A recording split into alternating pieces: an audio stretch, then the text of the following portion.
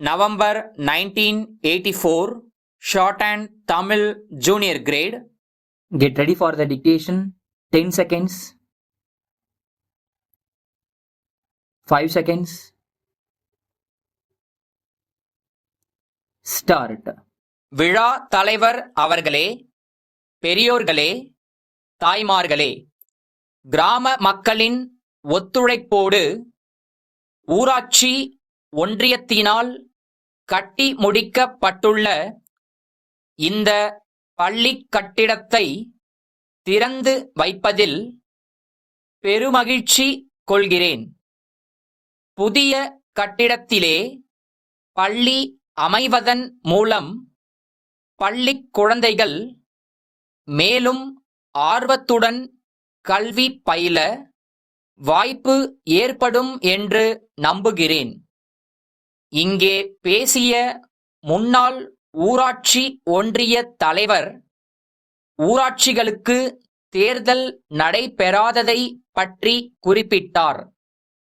எல்லா உள்ளாட்சி அமைப்புகளுக்கும் தேர்தல்களை நடத்தி ஜனநாயகத்தை முழுமையாக செயல்படுத்த வேண்டுமென்ற அக்கறை அரசுக்கு இருக்கிறது.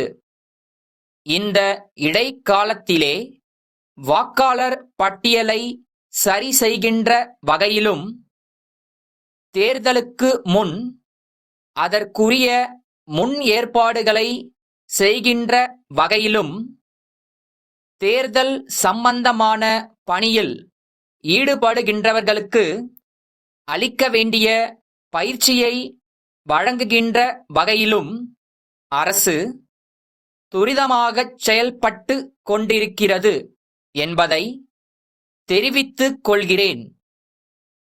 இன்றைய நிலையில் இந்த அமைப்புகளில் அதிகாரிகள் பொறுப்பேற்றிருக்கிற காரணத்தால் ஏற்படுகிற குறைபாடுகளை பற்றி இங்கே சொன்னார்கள்.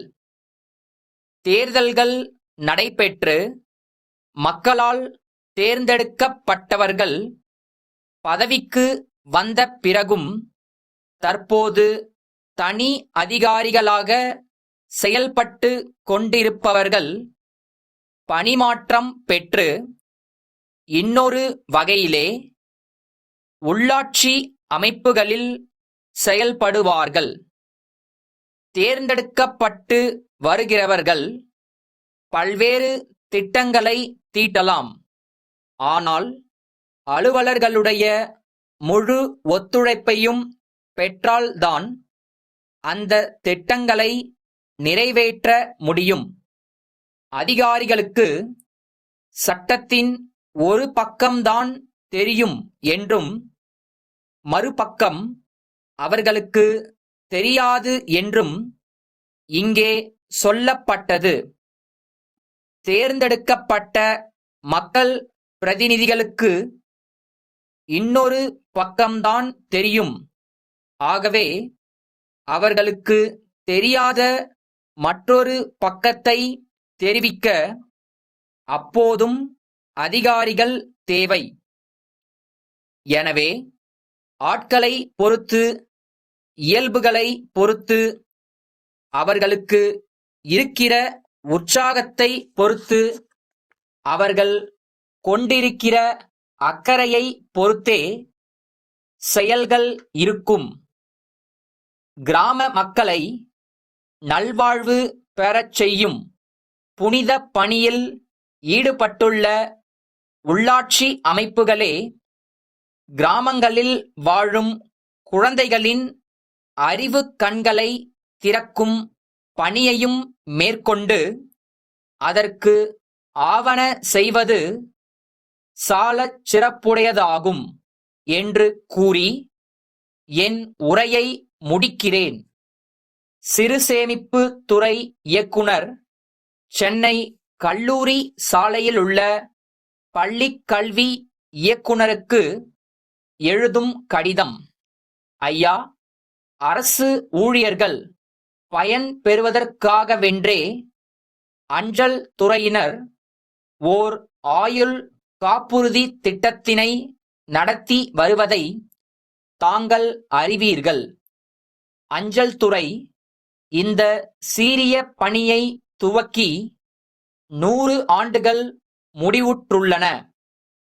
அதையொட்டி அத்துறை அண்மையில் ஒரு புதிய திட்டத்தை அறிமுகப்படுத்தி உள்ளது. இத்திட்டத்தில் சேர்கிறவர்கள் திட்டத்தில் சேர்ந்த 6 ஆண்டுகளுக்கு பிறகு காப்புறுதி தொகையில் ஒரு பகுதியினை பெற வசதி இருக்கிறது. மீதமுள்ள தொகையை அதற்குப் பிறகு 2 தவணைகளில் பெறலாம். இவை தவிர ஏற்கனவே நடைமுறையில் உள்ள திட்டங்களுக்கு உள்ள எல்லா சிறப்புகளும் இந்த புதிய திட்டத்திற்கும் உண்டு. இந்த திட்டத்தின் சிறப்புகளை விளக்கி தங்கள் மேற்பார்வையில் பணிபுரிபவர்கள் இத்திட்டத்தை முழுமையாக உணர ஆவன செய்ய வேண்டுகிறேன். தங்கள்